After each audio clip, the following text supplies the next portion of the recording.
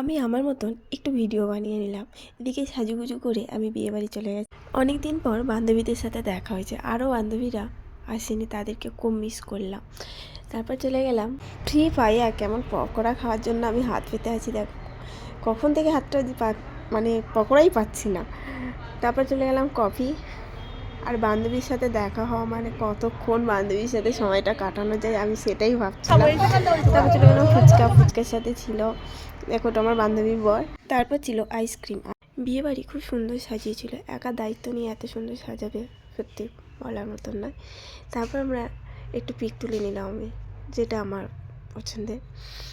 তারপর এই সেই দুই নায়ক নায়িকা যাদেরকে দেখার জন্য সবাই বর বউ দেখবে, এটাই বন্ধুর বিয়ে বলে কথা, ড্যান্স হবে না এটা কি কোনো হয়? ভালো বন্ধু পাওয়া একটা ভাগ্যের ব্যাপার। দেখো আমরা সবাই একসাথে এখন পিক তুলে নিলাম। এটা প্রথমে ছিল কড়াইশুঁটি, কচুরি আর নবরত্ন, ডিমের চপ, স্যালাড, সাদা ভাত, ডালমুড়ি, আলুর চিপস, সাথে ছিল কাতলা কালিয়া মাংস, চাটনি, পাঁপড়, পায়েস, সন্দেশ আর 2 রকম মিষ্টি। খুব আনন্দ করলাম। ভিডিওটা কেমন হয়েছে জানিও প্লিজ।